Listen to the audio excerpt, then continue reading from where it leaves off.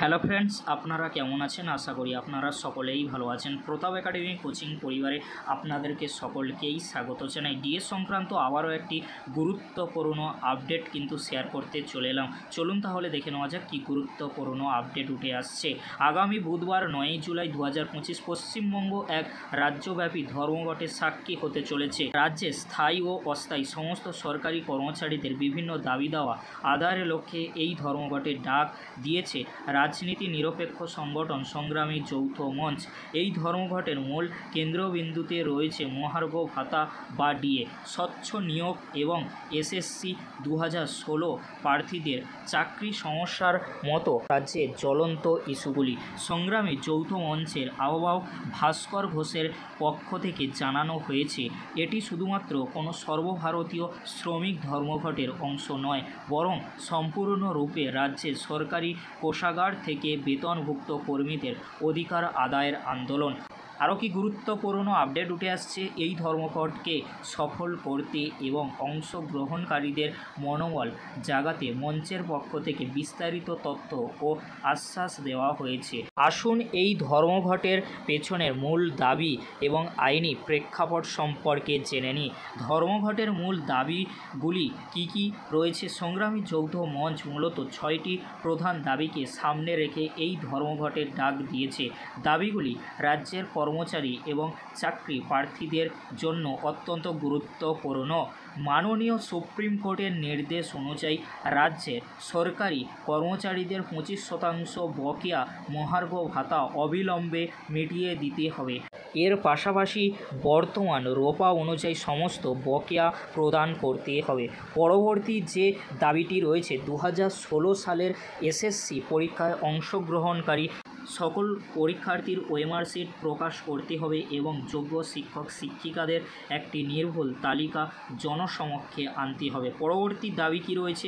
সরকারের বিভিন্ন দপ্তরে পড়ে থাকা শূন্য পদগুলিতে স্বচ্ছতার সঙ্গে অবিলম্বে স্থায়ী কর্মী নিয়োগ প্রক্রিয়া শুরু করতে হবে। পরবর্তী দাবি কি রয়েছে?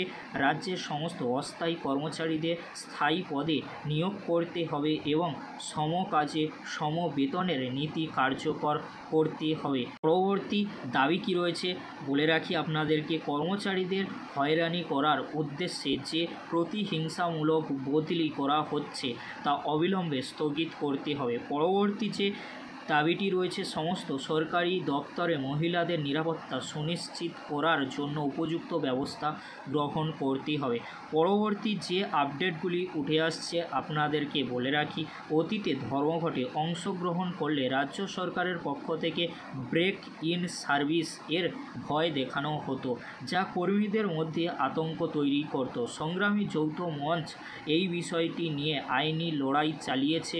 মঞ্চের পক্ষ থেকে জানানো হয়েছে, 10ই মার্চ 2023 সকল ধর্মঘটের পর কলকাতা হাইকোর্টের নির্দেশে সরকারের সাথে বৈঠকে ডাইচ নন এবং ব্রেক ইন সার্ভিসের পার্থক্য নিয়ে প্রশ্ন করা হলে তৎকালীন অর্থ সচিব কোনো সদুত্তর দিতে পারেননি। এই বেআইনি নোটিফিকেশনের বিরুদ্ধে মঞ্চের পক্ষ থেকে স্টেট অ্যাডমিনিস্ট্রেটিভ ট্রাইব্যুনালে মামলা করা হয়েছে, যা এখনও বিচারাধীন। এরপর থেকে সরকার তার নোটিশে ব্রেক ইন সার্ভিস শব্দটি ব্যবহার করা বন্ধ করেছে। বর্তমান নিয়ম অনুযায়ী ধর্মঘটে অংশগ্রহণ করলে দপ্তর খুব বেশি হলে 1 দিনের বেতন কাটতে পারে। ধর্মঘট করতে গিয়ে কোনো কর্মচারী যদি প্রশাসনিক ব্যবস্থার সম্মুখীন হন, তাহলে সংগ্রামী যৌথ মঞ্চ তার পাশে থাকবে। এই উদ্দেশ্যে একটি বিশেষ হেল্প ডেস্কও খোলা হবে এবং তার ফোন নম্বর শীঘ্রই জানিয়ে দেওয়া হবে।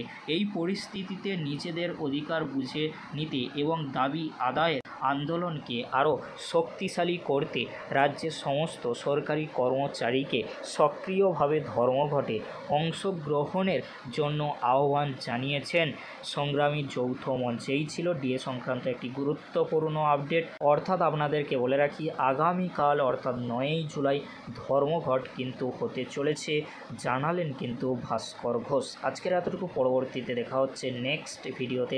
ভিডিওটি দেখার জন্য আপনাদেরকে অসংখ্য ধন্যবাদ।